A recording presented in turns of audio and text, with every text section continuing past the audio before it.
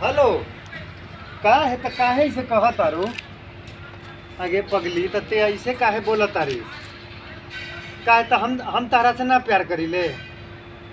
अरे तो तनी महंगा रहे नु, वो टेडी बियर बहुत बड़ा रहे, उतना बड़का टेडी बियर हम कहाँ से ला के देंगे? अगे हम पेपर बेचिले भोरे भोरे आए 500-600 रुपया मिलेला, वो में हम तारा टेडी बियर 1500 के 1600 के कहाँ से लिया के दी बोला? हाँ तो टेडिए बियर खातिर तारा प्यार रहे हमरा से? अगे ना रोत ना बनी, हम रोई हुईला ना। टेडी बियर एगो ना दे तो तारा प्यार खत्म हो जाई। जाए तो हाँ ठीक बा रख।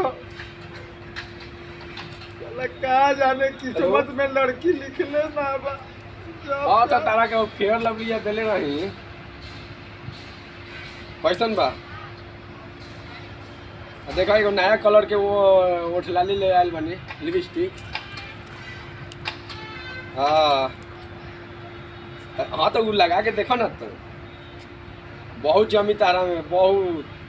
अवधेश प्रेमिया के गाना आए बा, उसमें एगो दुपट्टा भेजले बानी, एगो लिपस्टिक भेजले बानी, लगा के तू देखो।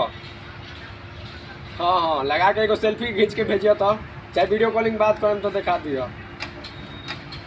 ठीक बा।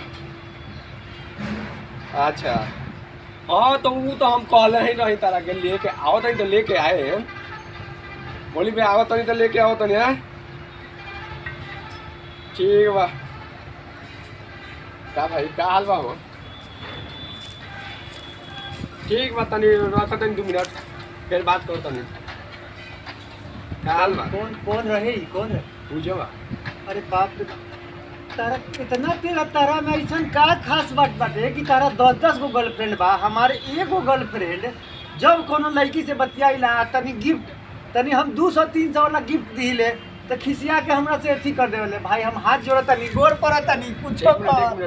हमरा एगो गर्लफ्रेंड देवा दे भाई, कुछ कर भाई। तू घबरा मत, सब हो जाई। अब हमरा से मिलल बारा हम सब ठीक कर देम। एगो तो तारा लगे लक्षण नहीं खे, लड़की पटावे के काला तारा याद बा। देखा कई बारी दिमाग में समझावा तनी, राते आए रही ये तोरा के परसों बतैले रही नु कि लड़की पटावे के काला सीट। का करी लड़की के? अब का ओकरा नरियर फोड़ी, ओकरा पूजा करी, का करी? देख भाई हमार देख के कई दिन से देखत नहीं कि ते हमरा पर मतलब कि आंख जड़ल रहत कि बाप रे एकर हाथों जड़ल बा, आ ई माल कैसे पटा लेता, लड़की कैसे तो पटा हम लेता। सोचत नहीं आखिर ते का करत रे? का आखिर कौन खूबी बा तारा अंदर? आदमी ते आदमीए बारिश नु कि तार देह में सोना हीरा लागल बाटे कि लड़की सब तारा भी आ जाली। हमार साला किस्मत खराब। अब लाइन पर बात बतियाओ तो रे कि तेहू इंसान बारे हम इंसान बानी। बस कुछ बताओ भाई, तोर कुछ बताओ। हक में बताओ तनी तनी विस्तार से समझ, दिमाग में लगा। बताओ जातना ते पीछा पड़ल बारे हो तुम्हारा लेखा दिन भर। क्या करी यार, पागल जैसा तो एगो बतियावे ले अब फिर सब सवेरे बातचीत शुरू होखेला आ साँझ के गिफ्ट उफ्ट देवी ले तो मान ला हमारे गिफ्ट का रही, हम पेपर बेची ले भोरे भोरे 500-600 रुपया तनख्वाह बटे, तो 200 ने 250 ना 300 के गिफ्ट दी ले। अब हमारे से मांगती है 1600-1800 की टेडी बियर, इतना बड़का को तो हम कहाँ से दी? खाए के खर्ची ना मसाला, इतना बड़का टेडी बियर बताओ। तोरा में एगो कमजोरी और का बा, जंत्र का बा। यार तू हमार कमजोरी मत जोड़ाओ, तू बताओ कि आखिर ते का करेली?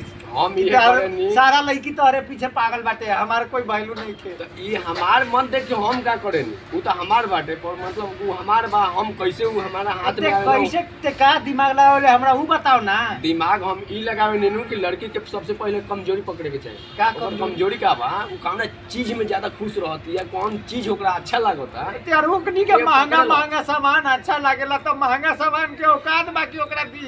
ई कोनो जरूरी नहीं कि उ तोरा से जब भी बात करे के चाहेले तो गुस्सा होके बतियावेला। तो गुस्सा होके ना बतियाई तो का बतियाई? महंगा सामान मांगी तो खीस भरबे करी।